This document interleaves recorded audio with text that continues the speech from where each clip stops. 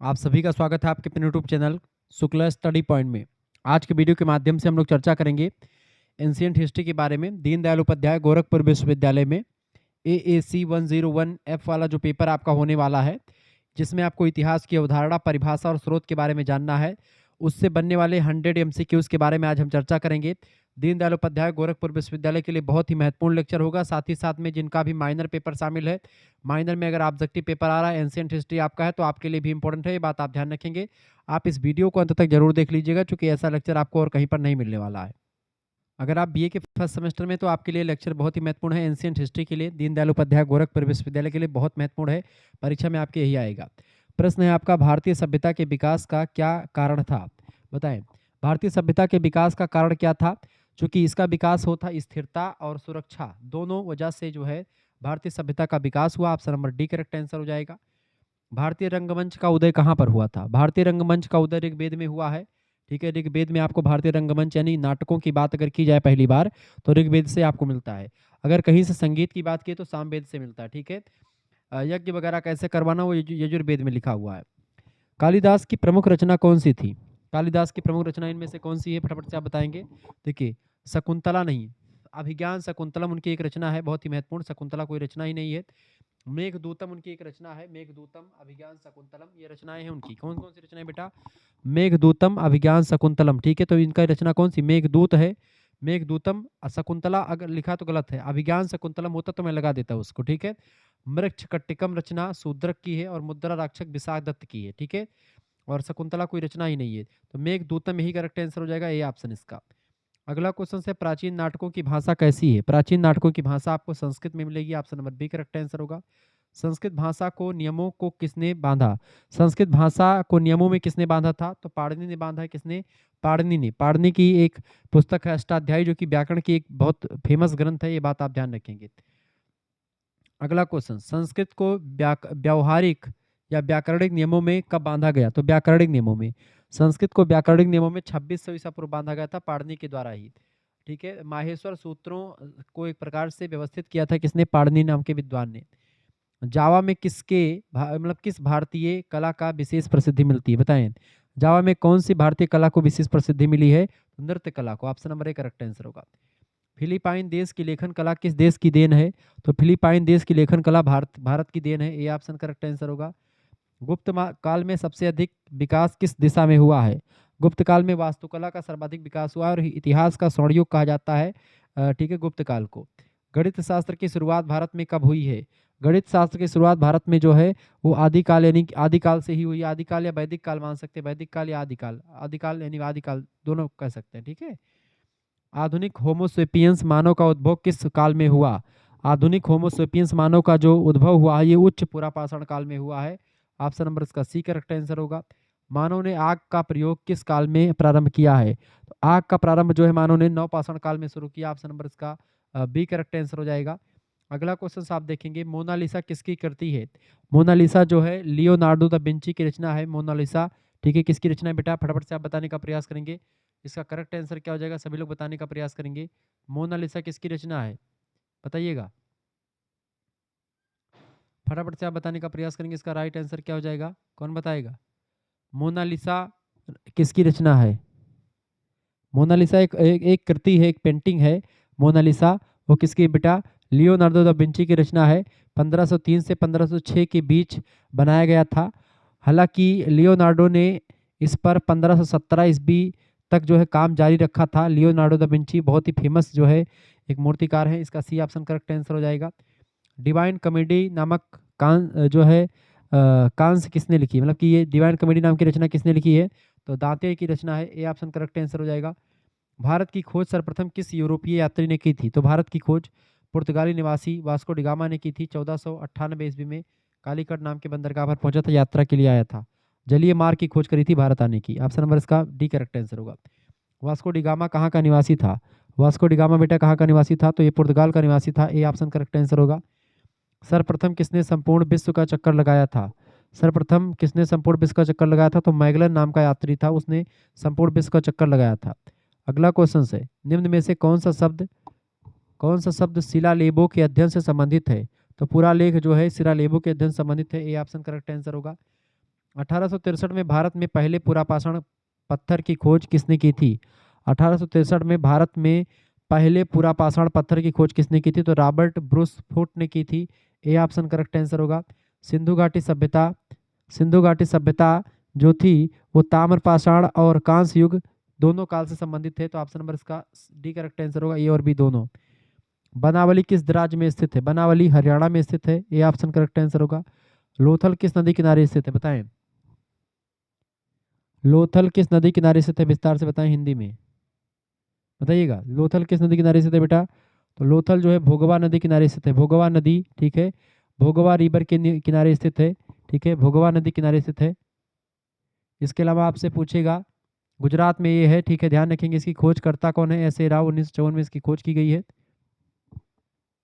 भोगवा नदी किनारे स्थित था, ठीक है, ध्यान रखेंगे। लोथल जो था किस नदी किनारे था? भोगवा नदी किनारे स्थित था, ये बात ध्यान रखेंगे। ऐसे ही सिंधु घाटी की सभ्यता में कई सारी सभ्यताएं हुई हैं, अलग अलग नदियों किनारे स्थित थी। जैसे कि हड़प्पा सभ्यता आपसे पूछे तो हड़प्पा सभ्यता किस नदी की बेटा? ध्यान रखेंगे, चलिए लिख लीजिए। हड़प्पा सभ्यता, हड़प्पा सभ्यता किस नदी किनारे स्थित है? तो हड़प्पा सभ्यता जो थी वो रावी नदी के तट पर इसका विकास होता है। किस नदी के? रावी नदी के तट पर। पंजाब यानी वर्तमान में पाकिस्तान का जो पंजाब है वहाँ की सभ्यता थी हड़प्पा, हड़प्पा वहाँ पर है, ठीक है। दूसरा है जैसे मोहनजोदाड़ो, मोहनजोदाड़ो कौन सी नदी? मोहनजोदाड़ो, ठीक है। मोहनजोदाड़ो की बात की है तो सिंधु नदी के किनारे स्थित ये सभ्यता कौन सी नदी थी? सिंधु नदी, ठीक है। ये सिंध का इलाका पाकिस्तान में पड़ता है ये भी, ठीक है। इसके अलावा आपका अगला स्थल है लोथल, तो लोथल आपका होगी भोगवा नदी गुजरात में पड़ता है, भारत में ही है लोथल, ठीक है। इसके अलावा कालीबंगा, कालीबंगा से जुते हुए खेतों का सबसे पहले प्रमाण मिला है, ये बात भी ध्यान रखेंगे, परीक्षा में प्रश्न आता रहता है। ये घग्गर नदी किनारे स्थित है बेटा, कौन सी नदी? घग्गर नदी किनारे स्थित है ये, ठीक है, घग्गर नदी किनारे स्थित है, ये बात आप ध्यान रखेंगे, ठीक है। ये आपका राजस्थान भारत में ही पड़ता है कालीबंगा। इसके अलावा रोपण नाम का एक स्थान है, रोपण का, ये सब फेमस स्थान है कहाँ के? सिंधु घाटी सभ्यता के। तो रोपण किस नदी किनारे स्थित है? रोपण सतलुज नदी के किनारे। किसके नदी के? रोपण जो है आपका सतलज नदी किनारे स्थित है। किस नदी के बेटा? सतलज, ठीक है, सतलज नदी किनारे स्थित है, बात ध्यान रखेंगे। सतलज नदी किनारे स्थित है कौन? रोपण जो है आपका सतलज नदी किनारे स्थित है, ठीक है। पंजाब भारत में पड़ता है ये रोपण। इसके अलावा अगला आपका है चंदहुदड़ो, चंदहुदड़ो की अगर बात की जाए, चंदहुदड़ो बेटा ये भी एक जगह है, कहाँ की जगह है? सिंधु घाटी सभ्यता की जगह है, ये सिंध पाकिस्तान में पड़ता है, ठीक है, और ये सिंधु नदी किनारे स्थित है। अगला है आपका जो है बनावली, बनावली की बात की जाए तो बनावली भी एक स्थान है, ठीक है। बनावली रंगोई या सरस्वती जो विलुप्त हो चुकी है उस नदी किनारे स्थित है, हरियाणा भारत में पड़ता है ये स्थान। इसके अलावा अगला आपका स्थान है आलमगीरपुर, ठीक है, आलमगीरपुर, आलमगीरपुर, ठीक है।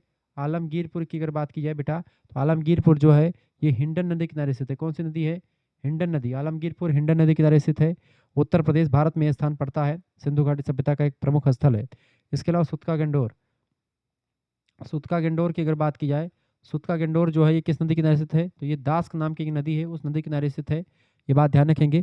बलूचिस्तान में पड़ता है, पाकिस्तान। बलूचिस्तान वाला अगर पुस्तक आपको देखनी है, ठीक है, बलूचिस्तान वाला अगर आपको कोई मूवी देखनी तो इस समय धुरंधर मूवी चल रही है, बहुत ही धाकड़ अंदाज में चल रही है, ये बात आप ध्यान रखेंगे। हड़प्पा सभ्यता जो है खोजा गया पहला शहर था खास करके सिंधु घाटी सभ्यता में, रावी नदी के तट पर स्थित है।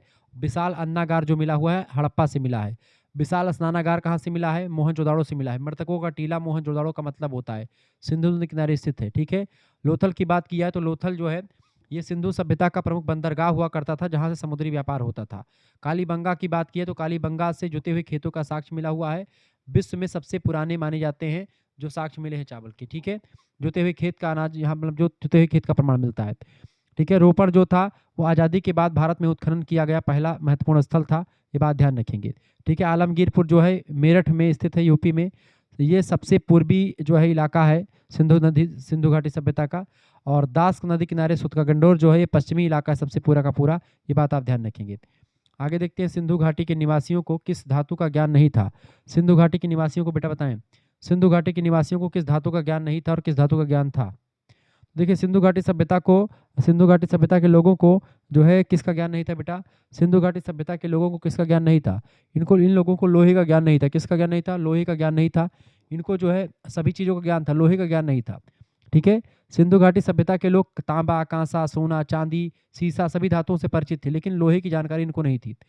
लोहे का उपयोग इस सभ्यता के पतन के काफी बाद शुरू हुआ है। 1000 ईसा पूर्व के आसपास वैदिक काल में लोहे का आविष्कार जो मतलब लोहे का शुरुआत हुआ है। अच्छा, किस पशु को ज्ञान नहीं था, इनको प्रश्न पूछा जाता है। तो धातु के अलावा अक्सर यह भी प्रश्न पूछा जाता है परीक्षा में कि वे किस जानवर से अपरिचित थे। हालांकि वो बैल जानते थे, बैल के बारे में, भैंस के बारे में, हाथी के बारे में, गैंडे के बारे में जानते थे सिंधु घाटी सभ्यता के लोग, लेकिन घोड़ा के बारे में नहीं जानते थे। घोड़ा का उपयोग और पालतू होने के स्पष्ट प्रमाण नहीं मिलते, यानी घोड़े से परिचित अपरिचित थे ये लोग। ठीक है। इसके अलावा शेर के बारे में भी जानकारी होने के पुख्ता सबूत नहीं मिलते हैं, जबकि बाघ के प्रमाण मिले हैं लेकिन शेर के प्रमाण नहीं मिले हैं। ठीक है, ये बात ध्यान रखेंगे। ये लोग जो है तांबा का प्रयोग सबसे अधिक मात्रा में आपको सिंधु घाटी सभ्यता में मिलेगा। तांबा राजस्थान में खेतड़ी खानों से मंगाया जाता है। कांसा, तांबे और टिन को मिलाकर के कांसा बनाया जाता है, एक मिश्रित धातु है, ये बात ध्यान रखेंगे। ठीक है। सोना जो था आभूषण बनाने के लिए दक्षिण भारत और अफगानिस्तान से आता था। और चांदी की बात की तो गहनों और बर्तन के लिए बर्तन जो होते थे चांदी के हुआ करते थे। हड़प्पा संस्कृति आधारित थी किस पर, तो ये व्यापार पर आधारित थी। ऑप्शन नंबर इसका एक करेक्ट आंसर हो जाएगा। आगे बढ़ते और भी चीज़ों को जानने का प्रयास करते हैं। अगला क्वेश्चन आपके स्क्रीन पर आ चुका है। प्रश्न है, निम्नलिखित में से हड़प्पा और मोहनजोदाड़ो के उत्खनन से संबंधित नहीं थे, कौन? फटाफट से आप बताने का प्रयास करेंगे। हड़प्पा और मोहनजोदाड़ो के उत्खनन से संबंधित कौन नहीं थे इनमें से? फटाफट से आप बताने का प्रयास करेंगे, इसका करेक्ट आंसर कौन सा हो जाएगा? निम्नलिखित में से कौन हड़प्पा और मोहनजोदाड़ो के उत्खनन से संबंधित नहीं थे इनमें से? फटाफट से आप बताने का प्रयास करेंगे, कौन बताएगा इसका राइट आंसर क्या हो जाएगा? सभी लोग बताने का प्रयास करेंगे। बहुत ही जबरदस्त क्वेश्चन आपकी स्क्रीन पर आ चुका है। तो हड़प्पा और मोहनजोदड़ो के उत्खनन से संबंधित कौन से नहीं थे? बी ए स्मिथ नहीं थे, बाकी सभी लोग जो है इससे संबंधित है। कौन सा एक हड़प्पा स्थल नहीं है इनमें से? हड़प्पा स्थल कौन सा नहीं है? देखिए, चंदहुदड़ो, कोटजी और देसलपुर ये सब हैं। सोहगौरा नहीं है, सी ऑप्शन राइट आंसर होगा। सिंधु घाटी सभ्यता, सिंधु घाटी सभ्यता सोर्तगढ़ किस देश में है? तो ये अफगानिस्तान में है। Option number C correct answer हो जाएगा। वेदों की संख्या कितनी बेटा? 4 वेद हैं। D option correct answer. Rigveda, Yajurveda, Samaveda और अथर्ववेद। सबसे पुराना वेद कौन सा है? ऋग्वेद सबसे पुराना वेद है, ये ऑप्शन राइट आंसर होगा। सबसे नया वेद कौन सा? अथर्ववेद है। संगीत शास्त्र का जनक कौन सा वेद है? सामवेद है। किसमें यज्ञ के बारे में बताया गया? यजुर्वेद में। यज्ञ के देवताओं की आहुति किसके में? ऋग्वेद में बताया गया है। अथर जादू टोना टटका अथर्ववेद में बताया गया है। ऋग्वेद में कितने मंडल हैं? 10 मंडल हैं। Option number B correct answer होगा। ऋग्वेद में कितने मंडल हैं? 10 मंडल है। 2024 में प्रश्न आया हुआ है। गायत्री मंत्र का उल्लेख किस वेद में है? तो गायत्री मंत्र का उल्लेख भी ऋग्वेद में ही किया गया है, ऋग्वेद के 10वें मंडल में है। गायत्री मंत्र का उल्लेख किस वेद की, मतलब किस मंडल में है? गायत्री मंत्र का उल्लेख ऋग्वेद के तीसरे मंडल में है। ठीक है, 10वें मंडल में पुरुष सूक्त है। ऋग्वेद में सबसे पवित्र नदी किसकी, उसको बताया गया है? पारसबड़ी नदी, यानी कि सरस्वती नदी जो है उसी को सबसे प्राचीन नदी या सबसे पवित्र नदी के रूप में माना गया है। सबसे नया वेद कौन सा है? तो ये अथर्ववेद सबसे नया वेद है। वेदत्रयी में शामिल नहीं है। कौन सा वेद? अथर्ववेद। ये सारे प्रश्न पूछे जाते रहते हैं। वेदों को अपौरुषीय भी कहा जाता है, क्योंकि ये देवताओं के द्वारा लिखे गए हैं, देवताओं के द्वारा कहे गए हैं। वेदों को श्रुति भी कहते हैं, क्योंकि इनका परंपरा जब इनका विकास हुआ था तो ये जो है लिखे नहीं गए थे। ठीक है, ये बात ध्यान रखिए। वैदिक काल में राजा जनता से जो कर वसूल करता था उसे क्या कहते थे? तो वैदिक काल में राजा जो जनता से कर वसूल करता था उसको बलि कहते थे। ऑप्शन नंबर इसका बी करेक्ट आंसर होगा। सत्यमेव जयते कहाँ से लिया गया है? सत्यमेव जयते की अगर बात कीजिए बेटा तो मुंडक उपनिषद से लिया गया। ऑप्शन नंबर इसका डी राइट आंसर हो जाएगा। ठीक है, आगे बढ़ते हैं और भी चीज़ों को जानने का प्रयास करते हैं। अगला क्वेश्चन आपका आ चुका, सामवेद में किसका उल्लेख किया गया है? सामवेद में संगीत का उल्लेख किया गया है। डी ऑप्शन करेक्ट आंसर हो जाएगा। ठीक है, मंत्रों का उल्लेख यजुर्वेद में किया गया है। मंत्रों का उल्लेख ऋग्वेद में किया गया है। और जो है यज्ञ करवाने की विधि, कर्मकांड वगैरह आपका यजुर्वेद में मिलता है। और जादू टोना टटका ये अथर्ववेद में मिलता है। भारतीय संगीत का जनक किस वेद को मानते हैं? तो सामवेद को ही मानते हैं, बी ऑप्शन। ऋग्वेद में सबसे प्रमुख देवता कौन है? ऋग्वेद का सबसे प्रमुख देवता कौन है बेटा? इंद्र है, Indra. Option number D correct answer हो जाएगा। लगातार परीक्षा में प्रश्न आता है, कौन सा वेद जादू चमत्कार तथा मंत्र दिए गए हैं? कौन से वेद में? अथर्ववेद में जादू चमत्कार टोना टोटका सब बताया गया है, डी ऑप्शन। अगला क्वेश्चन आप देखेंगे, बढ़िया प्रश्न है। कौन सा वेद प्राचीनतम वेद है? कौन सा वेद? ऋग्वेद सबसे प्राचीनतम है, बी ऑप्शन। निम्न में से कौन उपवेद के अंतर्गत नहीं आता है? उपवेद के अंतर्गत कौन नहीं गिना जाता? उपवेद देखिए, शिल्प वेद, आयुर्वेद और गंधर्व वेद ये सब उपवेद हैं, वेदों से द्वारा बने हैं, जबकि यजुर्वेद अपने आप में स्वयं में एक वेद है। अगला क्वेश्चन, वेदों को रुद्र नामक शब्द का आरंभिक स्रोत माना गया है। वेदों को रुद्र नामक शब्द का आरंभिक स्रोत माना गया है। ऋग्वेद को, ए ऑप्शन करेक्ट आंसर होगा। उपनिषद पुस्तकें हैं किस पर आधारित? उपनिषद जो होते दर्शन पर आधारित पुस्तकें हैं। Option number D correct answer होगा। उपनिषदों में ज्ञान के बारे में बताया गया है, दर्शन फिलोसॉफी बताई गई, विचार। किस उपनिषद का शाब्दिक अर्थ सफेद घोड़ा होता है? तो बताएं, फटाफट से आप बताने का प्रयास करेंगे। किस उपनिषद का शाब्दिक अर्थ सफेद घोड़ा होता है? बताइएगा। छांदोग्य, तैत्तरीय, कठोपनिषद या इनमें से कोई नहीं? बताएं। इसको बोलते हैं श्वेता श्वेतर उपनिषद का शाब्दिक अर्थ होता है सफेद घोड़ा। श्वेता श्वेतर उपनिषद को सफेद घोड़ा बोलते हैं, चूंकि इसमें नहीं दिया है तो इसका डी ऑप्शन करेक्ट आंसर हो जाएगा। श्वेत माने इसका मतलब सफेद, और अस्तर माने होता है घोड़ा या खच्चर, लेकिन दार्शनिक संदर्भ में इसे अक्सर इंद्रियों का वाहक कहा जाता है, इसीलिए इसको सफेद घोड़ा कहते हैं। इंद्रियों का वाहक सफेद घोड़े को कहा जाता है, इसलिए इसको जो है श्वेतर उपनिषद के नाम से जाना जाता है। वेद जो होते हैं बेटा, यह उपनिषद कृष्ण यजुर्वेद से संबंधित है। इसमें भगवान शिव यानी रुद्र की महिमा और भगवान ब्रह्मा के स्वरूप का वर्णन किया गया है श्वेताश्वतर उपनिषद में। शैव दर्शन का एक महत्वपूर्ण आधार ग्रंथ है ये।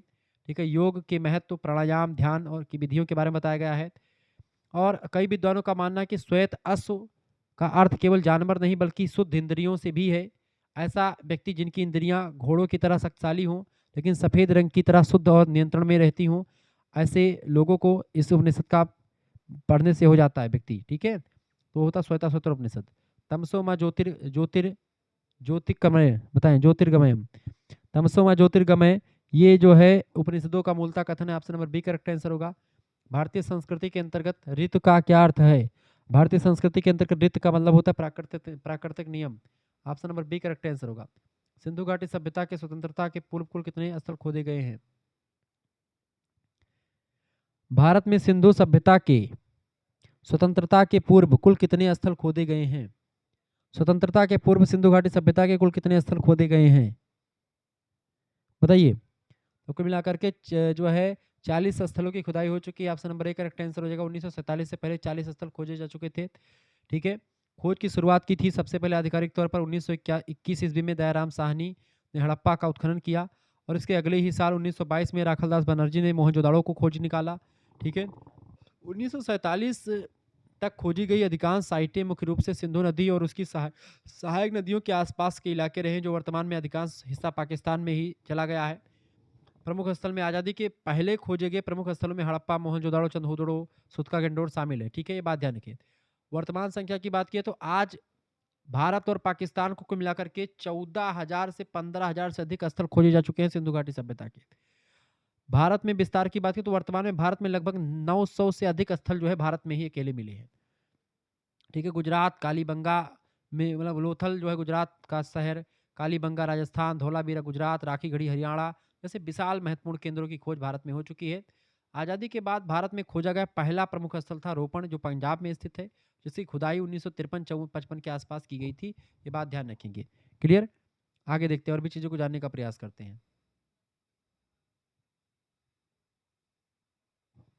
अगला क्वेश्चन आपका आज का, अशोक के अभिलेखों को पढ़ने का श्रेय किसको दिया जाता है? तो अशोक के अभिलेखों को पढ़ने का श्रेय जेम्स प्रिंसप को देते हैं। डी ऑप्शन करेक्ट आंसर होगा।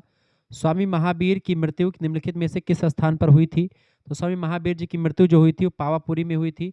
सी ऑप्शन करेक्ट आंसर हो जाएगा। अच्छा, इनका जन्म कब हुआ था ये भी बता दीजिए। स्वामी महावीर की मृत्यु कब हुई थी, कैसे हुई थी, और इनका जन्म कब हुआ था, इनके बारे में बढ़िया से जानकारी आप बताइए, कमेंट करके बताइए, कीजिए कमेंट भाई सभी लोग। स्वामी महावीर जो है जैन धर्म के जो है प्रवर्तक, वास्तविक प्रवर्तक माने जाते हैं। 24वें तीर्थंकर थे। सत्य, अहिंसा और अपरिग्रह का मार्ग दिखा करके समाज को एक नई दिशा दी। उनके जीवन से जुड़ी हुई तमाम सारी जानकारी आप बताएं कमेंट सेक्शन में। देखिए, इनका जन्म जो हुआ था, महावीर स्वामी जी का जन्म कब हुआ था? 540 ईसा पूर्व में इनका जन्म हुआ था। ठीक है, ये बात ध्यान रखेंगे। कुछ इतिहासकार 599 ईसा पूर्व भी मानते हैं। जन्म इनका बिहार में वैशाली के निकट हुआ था, उसका नाम है कुंडग्राम, वहीं पर इनका जन्म हुआ था। उनके पिताजी का नाम था सिद्धार्थ, जो कि एक ज्ञात्रिक क्षत्रिय वंश के राजा हुआ करते थे। उनकी माता का नाम था त्रिशला, लक्षवी राजा चेटक की बहन हुआ करती थी ये। उनके बचपन का नाम था वर्धमान। ठीक है, वर्धमान महावीर इनका पूरा नाम था। विवाह इनका हुआ था यशोदा से, और इनकी एक पुत्री भी थी जिसका नाम था अनुज्जा या प्रियदर्शनी उनका नाम था। वैराग्य और तपस्या ले लेते हैं ये। 30 वर्ष की आयु में अपने माता पिता की मृत्यु के पश्चात महावीर ने अपने बड़े भाई नंदीवर्धन से आज्ञा लेकर के गृह त्याग कर दिया और संन्यास ग्रहण कर लिया। 12 वर्षों तक कठिन तपस्या करी आपने महावीर स्वामी जी ने। ज्ञान प्राप्ति इनको हुई जिसको कैवल्य ज्ञान कहते हैं। 42 वर्ष की आयु में 30 साल की अवस्था में बाहर निकल गए थे। 12 साल कठिन तपस्या करी, यानी 42 साल के हो चुके थे। ऐसे में इनको जो है जुम्भृक ग्राम के समीप रिजुपालिका नदी के तट पर एक साल वृक्ष के नीचे पूर्ण ज्ञान यानी कैवल्य प्राप्त हुआ। ज्ञान प्राप्ति के बाद वे जिन यानी विजेता, आहर्त यानी पूज्य और महावीर कहलाए। इनका जो मृत्यु हुआ, निर्वाण प्राप्ति इनको कैसे हुई? मृत्यु की अगर बात की तो महावीर स्वामी जी की मृत्यु 400 कब हुई थी बेटा? इनकी मृत्यु कब हुई थी? 468 ईसा पूर्व में इनकी मृत्यु हुई थी। ये बात आप ध्यान रखेंगे। कहाँ पर इनकी मृत्यु हुई थी? 72 वर्ष के जब ये थे तो इनकी मृत्यु हो जाती है। ठीक है, मृत्यु इनकी हुई थी राजगीर के पास से, बिहार में ही पावापुरी नाम का स्थान, वहीं पर इनकी मृत्यु हुई थी। तो पावापुरी बिहार में पड़ता है, बात ध्यान रखेंगे। ठीक है, जैन ग्रंथों में बताया गया है कि उन्होंने कार्तिक मास की अमावस्या के दिन मल्ल राजा हॉस्पिटल के राजप्रसाद में अनशन यानी भूखे रह करके अपना शरीर को त्याग दिया था, मोक्ष निर्माण प्राप्त किया था। इसी दिन जैन धर्म में दीपावली के रूप में मनाया जाता है, उनके जिस दिन उन्होंने अपने आप को खत्म कर लिया था। ठीक है, इनके 5 महाव्रत के सिद्धांत हैं: अहिंसा यानी किसी भी जीव को कष्ट ना पहुंचाना, सत्य यानी हमेशा सच बोलना, आस्ते यानी चोरी ना करना, अपरिग्रह यानी धन या संपत्ति का संचय न करना, और ब्रह्मचर्य यानी इंद्रियों पर नियंत्रण करना। ये 5 व्रत महावीर स्वामी ने जोड़ा था, ये बात आप ध्यान रखेंगे। बचपन का नाम वर्धमान, जन्म स्थान कुंडग्राम वैशाली बिहार। ठीक है, पावापुरी बिहार में इनकी मृत्यु हो जाती है। प्रतीक चिन्ह इनका था सिंह। प्रथम शिष्य थे जमाली, उनके दामाद हुआ करते थे। ठीक है, प्रथम शिष्य भी जमाल यही थे। सम्यक दर्शन, सम्यक ज्ञान और सम्यक आचरण जो है, त्रिरत्न की व्यवस्था भी इन्होंने ही की थी, ये बात आप ध्यान रखेंगे। ठीक है, अगला क्वेश्चन महात्मा बुद्ध के बारे में बताएं। महात्मा बुद्ध के बारे में, ठीक है, महात्मा बुद्ध ने सर्वप्रथम उपदेश दिया था कहाँ पर? महात्मा बुद्ध की अगर बात कीजिए बेटा, तो महात्मा बुद्ध के बारे में समझ लीजिए, क्योंकि यहाँ से प्रश्न परीक्षा में आएंगे, तो इसलिए मैं पहले आपको क्लियर कर दे रहा हूँ। महात्मा बुद्ध को लाइट ऑफ एशिया कहा जाता है, यानी एशिया का ज्योतिपुंज कहा जाता है। बौद्ध धर्म के प्रवर्तक थे। उनका जीवन शांति, अहिंसा और मानवता के लिए समर्पित है। इनका जन्म हुआ था 563 ईसा पूर्व में। किसका? महात्मा बुद्ध जी का। नेपाल की तराई में स्थित लुम्बिनी वन में, यानी कपिलवस्तु के पास है, वहीं पर इनका जन्म हुआ था। इनके बचपन का नाम था सिद्धार्थ। पिता का नाम था शुद्धोधन, शाक्य गणराज्य के राजा हुआ करते थे। माता का नाम था माया देवी, जो कुलीय वंश की राजकुमारी थी। सिद्धार्थ के जन्म के 7 दिन बाद ही उनकी मृत्यु हो चुकी थी माता जी की, जिसके बाद उनका पालन पोषण उनकी मौसी प्रजापति गौतमी ने किया था। विवाह इनका 16 साल की अवस्था में हो जाता है यशोधरा नाम की एक कन्या से। उनका एक पुत्र हुआ करता था, इसका नाम था राहुल। ठीक है, महात्मा बुद्ध जी की बात कर रहे हूं मैं। इन्होंने गृह त्याग जो किया था, सिद्धार्थ ने नगर भ्रमण करने के दौरान 4 दृश्यों को देखा, उनका जीवन बदल गया। एक बूढ़ा व्यक्ति उन्होंने देखा, एक बीमार व्यक्ति देखा, एक शव देखा था यानी लाश को, और एक प्रसन्न सन्यासी को देखा। इन दृश्यों को से दुखी होकर के उन्होंने 29 वर्ष की आयु में सत्य की खोज के लिए घर छोड़ दिया। बौद्ध धर्म में इस घटना को महाभिनिष्क्रमण के नाम से जानते हैं। ज्ञान की प्राप्ति जो उनको हुई, बिहार के गया में निरंजना नदी, यानी जिसको फल्गु नदी कहते हैं, उसके तट पर उनको ज्ञान की प्राप्ति हुई, एक पीपल के वृक्ष के नीचे, जिसे अब बोधि वृक्ष भी कहा जाता है। 6 वर्ष की कठिन तपस्या के बाद 35 वर्ष की आयु में वैशाख पूर्णिमा के दिन उन्हें ज्ञान प्राप्त हुआ था। इसके बाद वे बुद्ध यानी कि जागृत, बुद्ध माने होता है जागृत या ज्ञानी, बुद्ध का अर्थ होता है, वो कहलाए। जो धर्म चक्र प्रवर्तन हुआ, ज्ञान प्राप्ति के बाद बुद्ध ने अपना प्रथम उपदेश सारनाथ यानी वाराणसी में दिया था। तो प्रश्न क्या है, बुद्ध ने सर्वाधिक उपदेश कहाँ पर दिए? तो सर्वाधिक उपदेश उन्होंने दिए, बुद्ध ने, महात्मा बुद्ध ने सर्वाधिक उपदेश तो दिया कहाँ पर? श्रावस्ती में दिया है। लेकिन पहला उपदेश कहाँ पर दिया था? तो वाराणसी में दिया था, सारनाथ में। बौद्ध ग्रंथों में इस घटना को धर्म चक्र प्रवर्तन कहते हैं, जो पहला उपदेश दिया था उन्होंने। और उन्होंने अपना जो उपदेश दिया था, जन भाषा थी पाली, उस पाली भाषा में दिया था। बुद्ध ने दुनिया को 4 आर्य सत्य के बारे में बताया था। 4 आर्य सत्य कौन कौन से? 4 आर्य सत्य बुद्ध के बताएं।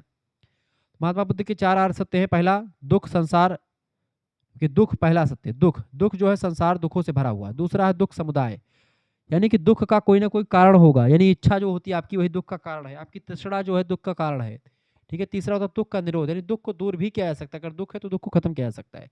और चौथा था दुख निरोध गामिनी प्रतिपदा, यानी कि दुख दूर करने का मार्ग जो था वो था क्या? अष्टांगिक मार्ग। अष्टांगिक मार्ग में कौन कौन से मार्ग हैं आपके? समयक दृष्टि, समयक संकल्प, समयक वाक, समयक क्रमांत, समयक आजीव, समयक व्यायाम, समयक स्मृति और समयक समाधि। ये 8 इसके जो है अष्टांगिक मार्ग थे। महापरिनिर्वाण जो इनका हुआ 483 ईसा पूर्व में हुआ। 80 वर्ष की आयु में इनका देहांत हो चुका था। उत्तर प्रदेश कुशीनगर में बौद्ध धर्म में शरीर त्यागने की इस घटना को महापरिनिर्वाण कहा जाता है। तो प्रश्न पूछेगा कि बचपन का नाम क्या था? सिद्धार्थ उनके बचपन का नाम था। किस वंश के थे? शाक्य वंश के थे। प्रथम उपदेश कहाँ पर दिया? सारनाथ में दिया, ऋषिपतनम वाराणसी में है। सर्वाधिक उपदेश कहाँ पर दिया? जो है श्रावस्ती में दिया था, कौशल राज की राजधानी श्रावस्ती में। पवित्र ग्रंथ इनका क्या है? त्रिपिटक है, विनय पिटक, सूत्र पिटक और अभिधम पिटक, ये 3 पिटक हैं जो कि इनमें है। ठीक है, इस तरीके से आपने समझा इनके बारे में। महावीर स्वामी का जन्म कहाँ पर हुआ था बताएं? महावीर स्वामी का जन्म कहाँ पर हुआ था बेटा? फटाफट से आप बताने का प्रयास करें। महावीर स्वामी, महावीर स्वामी का जन्म कुंडग्राम वैशाली बिहार। कुंडग्राम, कुंडग्राम करेक्ट आंसर क्या होगा? Kundagram, right answer Kundagram, A option, Kundagram Vaishali Bihar. तो कुछ भी लगा सकते हैं, यहाँ पर वैशाली भी दिया हुआ है, वैशाली भी है, कुंडग्राम तो वैशाली भी लगा सकते हैं, कुंडग्राम भी। जैन धर्म के संस्थापक, जैन धर्म के संस्थापक कौन है? ऋषभ देव। ऋषभ देव पहले तीर्थंकर हैं, 24वें तीर्थंकर हैं ये महावीर स्वामी जी जैन धर्म के। नेचुरल हिस्ट्री का लेखक कौन है? प्लिनी, प्लिनी नाम का इतिहासकार, उसने नेचुरल हिस्ट्री लिखा है। अर्थशास्त्र के लेखक कौन है? कौटिल्य ने अर्थशास्त्र लिखा है। कल्हड़ की रचना है राजतरंगड़ी, विशाखदत्त, मुद्रा राक्षस, ठीक है। धर्मचक्र प्रवर्तन किया गया, धर्मचक्र प्रवर्तन जो किया गया था सारनाथ में किया गया था, option number B correct answer होगा, सॉरी डी ऑप्शन, क्योंकि यही सबसे पहला उपदेश दिया था। मातृ देवी की हड्डी से निर्मित आकृति कहाँ से प्राप्त हुई है? तो उत्तर प्रदेश से प्राप्त हुई, ए ऑप्शन। पहिए का आविष्कार कब हुआ था? पहिए का आविष्कार नवपाषाण काल में हुआ, ए ऑप्शन। मध्यपाषाणकालीन मानव शिकार के लिए,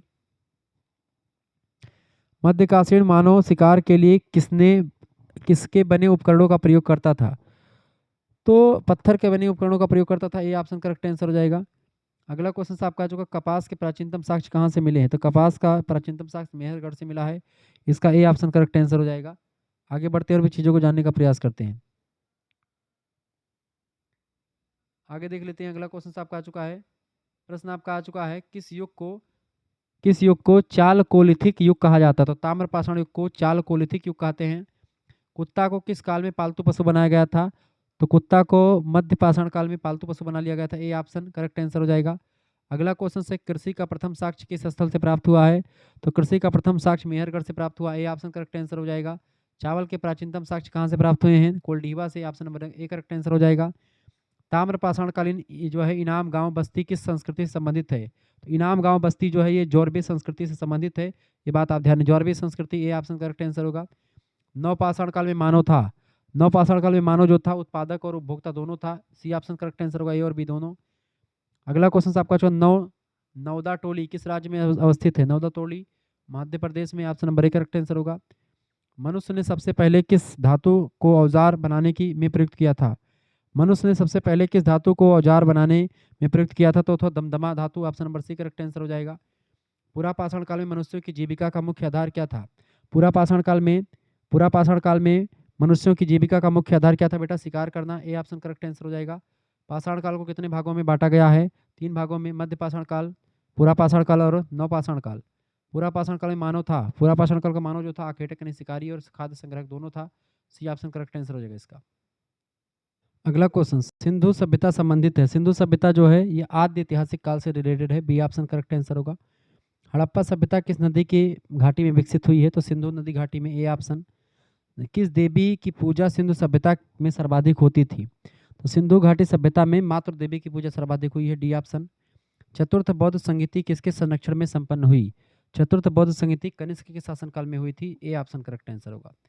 वैदिक काल में किस पशु को अघन्या कहा जाता था? तो गाय को अघन्या कहते हैं, बी ऑप्शन, चूंकि इसको बिना मतलब कि इसको मारा नहीं जा सकता गाय को। निम्नलिखित में से कौन सा वेद सबसे प्राचीनतम है? तो ऋग्वेद सबसे प्राचीन है और सबसे नया अथर्ववेद है। मानव द्वारा सर्वप्रथम प्रयुक्त अनाज कौन सा था? मानव द्वारा सर्वप्रथम प्रयुक्त अनाज जो था उसका नाम है जौ, जौ का प्रयोग सबसे पहले किया गया है, सी ऑप्शन।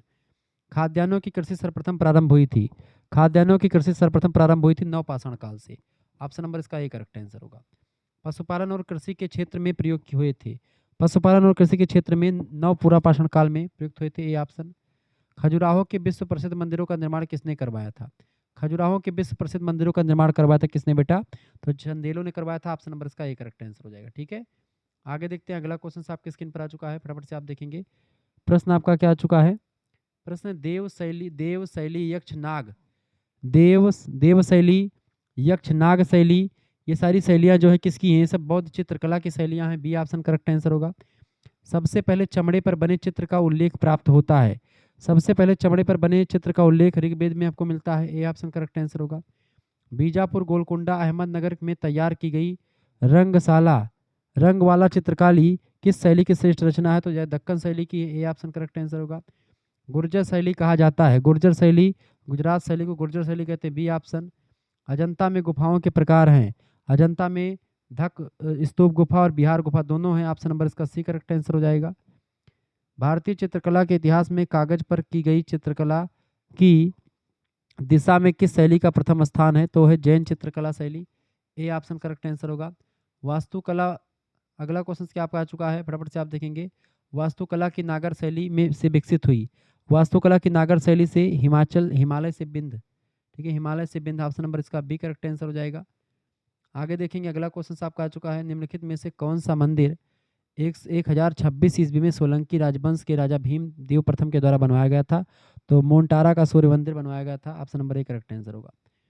कौन सा मंदिर लोकप्रिय रूप से ब्लैक पैगोडा के नाम से जाना जाता है? ब्लैक पैगोडा, कोणार्क के सूर्य मंदिर को ब्लैक पैगोडा के नाम से जानते हैं, ऑप्शन नंबर इसका डी राइट आंसर होगा। आगे देखेंगे, किस मंदिर को स्थानीय स्थानीय रूप से तीनी मुमुड़िया मंदिर कहा जाता है?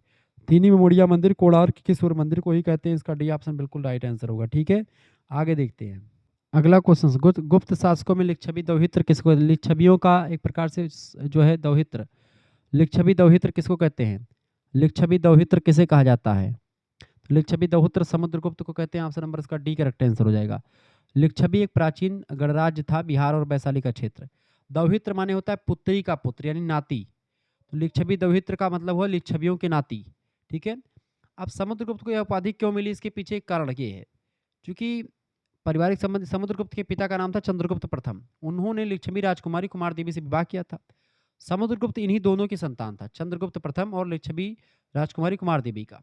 इसीलिए लिच्छवियों की पुत्री थी कुमार देवी और उनका पुत्र था समुद्रगुप्त, इसीलिए इसको लिच्छवी दौहित्र कहा गया। ठीक है, ये बात आप भारत का नेपोलियन भी इसी को कहते हैं, बी ए स्मिथ ने कहा था भारत का नेपोलियन। कविराज भी इसको कहते हैं, क्योंकि इसने संगीत कला का बहुत बड़ा प्रेमी था ये, इसको कविराज भी कहा जाता है। इसको सिक्कों पर बीड़ा बजाते हुए दिखाया गया है। अश्वमेधकर्ता भी इसको कहा जाता है, उन्होंने अपनी शक्ति प्रदर्शित करने के लिए अश्वमेध यज्ञ भी करवाया था। तमाम सारी चीज़ इसके बारे में कही जाती हैं। लिच्छवी दौहित्र भी इसी को, समुद्रगुप्त को। हर्षेण लेखक था किसका? प्रयाग प्रशस्ति का। प्रयाग प्रशस्ति किससे संबंधित है? तो प्रयाग प्रशस्ति भी इन्हीं से संबंधित है, यानी समुद्रगुप्त से। शिव नंदी की मूर्ति प्राप्त होती है, शिव नंदी की मूर्ति कुषाण की मुद्राओं पर प्राप्त होती है, ए ऑप्शन। रत्नावली नाटक के लेखक कौन है? रत्नावली नाटक लिखा है हर्षवर्धन ने, बी ऑप्शन करेक्ट आंसर होगा। गीत गोविंद के लेखक कौन है? गीत गोविंद, गीत गोविंद के लेखक कौन है? जयदेव, ऑप्शन नंबर इसका ए करेक्ट आंसर हो जाएगा। मेहरगढ़ स्थल किस नदी किनारे स्थित है? मेहरगढ़, मेहरगढ़ बोलन नदी किनारे स्थित है, ऑप्शन नंबर सी करेक्ट, बोलन नदी, बोलन नदी किनारे मेहरगढ़ स्थल स्थित है। संस्कारों की कुल संख्या कितनी है? संस्कारों की कुल संख्या 16 संस्कार है, सी ऑप्शन करेक्ट आंसर होगा। प्रयाग प्रशस्ति का रचनाकार कौन है? रवि कीर्ति, सॉरी हर्षेण, प्रयाग प्रशस्ति को हर्षेण ने लिखा, बी ऑप्शन करेक्ट आंसर होगा। महावीर स्वामी के बचपन का नाम क्या था? वर्धमान नाम था, बी ऑप्शन। महावीर स्वामी गृहत्याग कब किए थे? तो इन्होंने गृहत्याग किया था 30 वर्ष की अवस्था में, option number C correct answer होगा। महावीर स्वामी की प्रथम शिष्या कौन थी? प्रथम शिष्या कौन थे? इसके प्रथम शिष्य कौन थे? जामाली इसके प्रथम शिष्य थे। महावीर स्वामी की प्रथम शिष्या और प्रथम शिष्य, महावीर स्वामी के प्रथम शिष्य और प्रथम शिष्या कौन थी? देखिए, प्रथम शिष्य और उनकी प्रथम शिष्या की बात की जाए तो प्रथम शिष्य तो जामाली थे, उनके दामाद भी थे, उनसे दीक्षा भी ली थी। बाद में जमाली का महावीर स्वामी के साथ सिद्धांतों को लेकर कुछ मतभेद हो गया था, जिसे जैन धर्म में बहुरतवाद के नाम से भी जानते हैं। प्रथम भिक्षुणी शिष्या की बात की है तो उनकी जो भिक्षुणी चंदना जो थी, चंदना नाम था उनका, लेकिन चंदना ऑप्शन में है नहीं, यानी कि जमाली करेक्ट आंसर होगा। चंपा के राजा दधिवाहन की पुत्री थी, उन्हें अक्सर आर्या चंदना के नाम से जानते हैं। तो आर्या चंदना इनकी प्रथम शिष्या थी, तो शिष्या तो ऑप्शन में इसमें दिख नहीं रही, यानी कि इस जमाली के बारे में पूछा गया। ठीक है, ये बात ध्यान रखेंगे। महावीर स्वामी के 11 मुख्य शिष्य थे, जिन्हें गणधर कहा जाता था। उनमें सबसे प्रमुख जो थे उनका नाम था प्रथम इंद्रभूति गौतम। महावीर स्वामी ने अपना पहला उपदेश राजगृह में दिया था, विपुलाचल पहाड़ी पर। यह उपदेश प्राकृत यानी अर्धमागधी भाषा में दिया गया था। आगे देखते हैं, महावीर स्वामी को ज्ञान की प्राप्ति कितने वर्ष की तपस्या के बाद हुई थी? तो कितने वर्ष? 12 वर्ष की तपस्या के बाद हुई थी, ऑप्शन नंबर इसका ए करेक्ट आंसर हो जाएगा। ठीक है, अगला प्रश्न आपका आ चुका है, रामायण के रचयिता कौन है? रामायण के रचयिता है कौन भैया? Valmiki ji, option number A correct answer हो जाएगा। ठीक है, तुलसीदास की रचना का नाम है रामचरितमानस, कल्हड़ की रचना है राजतरंगड़ी, सूरदास की रचना सूरसागर। महाभारत मूलतः किस रूप में जानी जाती है? महाभारत, महाभारत जो है जय संहिता के नाम से जानी जाती है। और महाभारत के लेखक कौन है? कृष्ण द्वैपायन वेदव्यास जी, वेदव्यास की रचना है महाभारत, संस्कृत भाषा में लिखी गई है। हर्षचरित नामक पुस्तक के लेखक कौन है? हर्षचरित को लिखा किसने बेटा? हर्षचरित नाम की रचना हर्षचरित, हर्षचरित को लिखा बाणभट्ट ने, ऑप्शन नंबर बी करेक्ट है। हर्षवर्धन के दरबारी कवि हुआ करते थे। कालिदास की रचना का नाम है अभिज्ञान शकुंतलम, मेघदूतम। ये सब रचनाएं किसकी हैं? कालिदास की हैं। ठीक है। अगला, कुमार संभवम नामक महाकाव्य किसने लिखा है? कुमार संभव महाकाव्य कालिदास की रचना है। Option number C correct answer हो जाएगा। 10 कुमार चरितम किसके लेखक है? 10 कुमार चरितम दंडी की रचना है। सी ऑप्शन करेक्ट आंसर हो जाएगा। पृथ्वीराज विजय किसकी रचना है? जयानक की रचना है। पृथ्वीराज विजय जयानक की रचना है और पृथ्वीराज रासो चंद्रबरदाई की रचना है। दोनों को ध्यान रखिएगा। पृथ्वीराज रासो पूछा जाए चंद्रबरदाई, और पृथ्वीराज विजय पूछा जाए तो जयानक। राप्ती नदी का प्राचीनतम नाम, राप्ती नदी का प्राचीनतम नाम है Achiravati. Option number D correct answer. Paroshravi नदी सरस्वती नदी को कहते हैं। ऋग्वेद में किस नदी को नदीतमा कहा गया है? नदीतमा माने हो तो नदियों में उत्तम, नदियों में सबसे जबरदस्त, सबसे नीक, सबसे अच्छी। नदीतमा कहा गया किसको? सरस्वती नदी को। सरस्वती नदी का सबसे अधिक बार उल्लेख भी किया गया नदियों में। सबसे पवित्र नदी, सबसे अच्छी नदी, सबसे नदियों की माता, नदियों की सब नदियों में उत्तम, नदीतमा, सरस्वती नदी को कहा गया। ठीक है। चलिए फिर मिलते हैं हम नेक्स्ट वीडियो में। तब तक के लिए जय हिंद जय भारत। आप सभी को बहुत बहुत धन्यवाद।